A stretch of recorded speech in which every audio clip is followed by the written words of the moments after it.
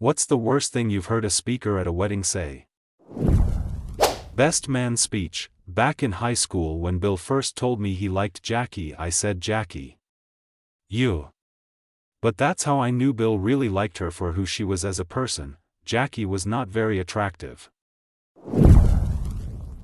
Best man waddles up to podium, visibly too drunk. He opens up his folder with his speech in it. Opens his mouth to say his first words and projectile vomits directly over the podium. He says into the mic, "Whoops, that's not what I meant to say." Groomsmen drag him off and away. Groom's vows, "I love that you let me stick my finger up your butt while you're sleeping." The whole audience went still, and there was a very uncomfortable silence followed by a few unsure chuckles. The look she gave him was terrifying. And the pastor performing the ceremony didn't seem to know how to react. Overall, it was extremely awkward. I was part of the catering crew at a wedding. The ceremony was on the beach and the reception was in the resort. When the bride and groom came in, the entire wait staff kind of dropped their jaws because these kids couldn't have been more than like 18 to 20 years old. Everyone was super young. When the father of the bride made his speech, he went on and on about how his daughter always gets what she wants. She had this wedding at the beach and they were going to have a second wedding back home in Texas. Then he goes on to describe every extracurricular activity she ever did and quit. Cheerleader for 6 months, then she took up dancing for a few weeks. She got really into sewing for a while but quit when she joined Girl Scouts, which she left to chase her dream of being a dog walker. Basically his whole speech was calling her a spoiled brat who doesn't stick with anything. So the groom probably felt awesome about that. I worked at weddings. One of them had a bride who was about 4'6", and a groom who had to duck going through doorways that would put him at 6'8" or so. So the maid of honor starts on the speech she is doing, and it goes south. She says things line, "I know you are wondering how these two work in the bedroom, lots and lots of lube." And then goes further. I wish I had recorded it. Older people in the audience just go silent, then red-faced. It was an apparently very conservative group. Maid of honor was quietly removed after the speech. At my brother Dave's wedding, we passed a mic around for everyone to say something nice to the bride and the groom. My brother Trevor is a giant teddy bear of a man, so naturally he pretty much just sobbed into the mic and passed it on to the rest of my family. My sister and parents gave some touching remarks. Being the youngest, I was the last to receive the mic. Dave and I have a relationship that is based on a foundation of banter. Basically, when we were younger we would purposefully be sarcastic assholes to each other. The alternative was just being actual assholes to each other.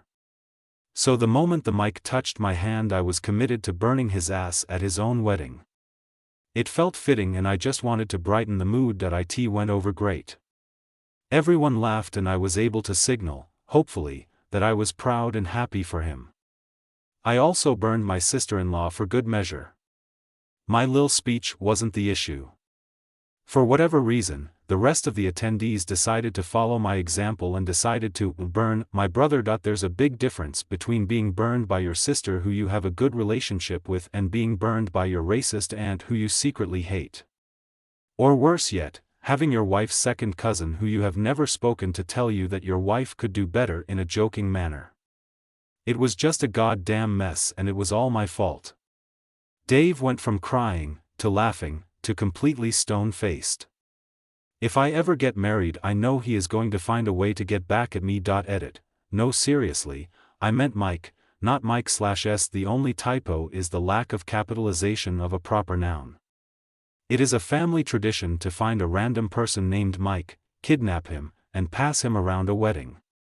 While the poor sap would typically be burned in honor of the gods after the wedding, I decided to break tradition and give my offering to the gods during the sacred passing of the Mike ceremony.